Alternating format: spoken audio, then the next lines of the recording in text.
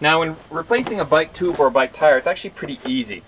If you're replacing just the tube, then you're actually going to pry half the tire off the rim. And I usually use a sharp pointing device like a screwdriver. If you're replacing the tube, then it's not really important that if you poke the tube or not. And what you need to do is get the bead of the tire on the outside and then start pulling out on it until eventually you get half the tire off the rim. It will want to fight you. Usually tires are a pretty good fit, but you'll need to get half the tire off the rim.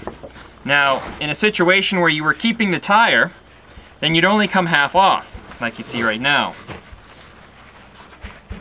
In our situation though, we're replacing this tire because it's old and cracked and such. But if you were just now, you have full access to the tube, which you can pull out, and if you were going to change it, so be it. And we'll actually see how to put one of these in just a second. But since we're getting rid of the whole tire, then what we'll do is we'll also lift over the other side, over the same rim, and we'll just take it out completely.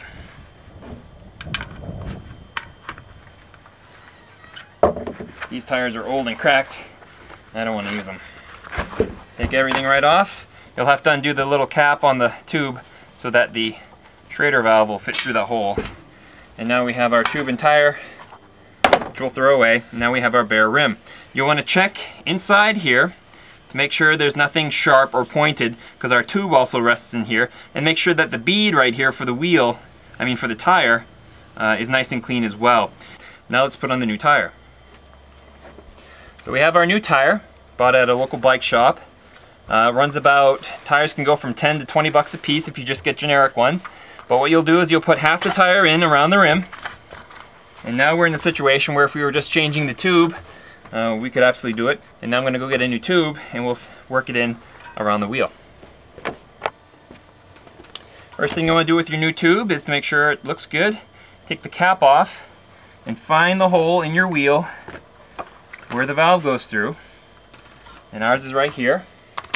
So you want to take and work the valve into that hole. Make sure it points out nice and straight so it'll be easy to fill with air later. And it comes through, and then what you do is you gently run your tube all the way around the rim inside the tire. And you use your fingers for this.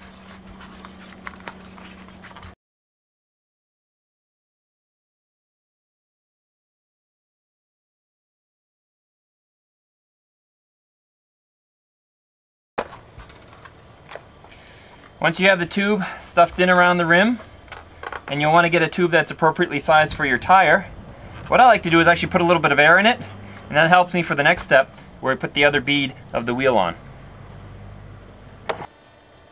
Okay, I've got a little bit of air in here, so we have our new tube, and you just check to make sure it's set pretty nicely around, it's not too wrinkled or anything. Then usually starting where the valve stem is, I'll start seating.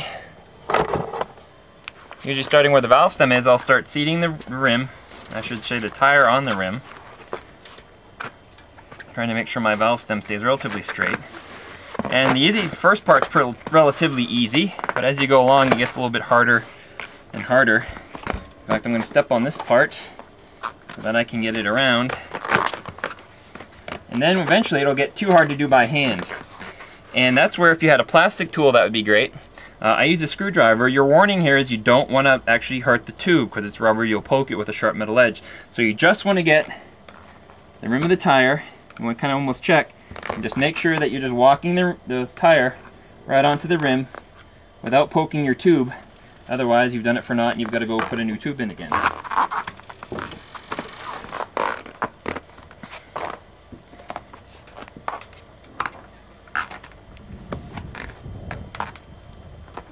And there we go. We have our tire on. Everything looks pretty good. So everything's squished around a little bit so you can make sure everything's fitting just right. Now go to your air compressor, and I filled these right up to the rim. So we're going to be putting 45 psi in this tire. While we're inflating it, we're going to make sure we kind of squeeze a little bit, make sure everything sits right.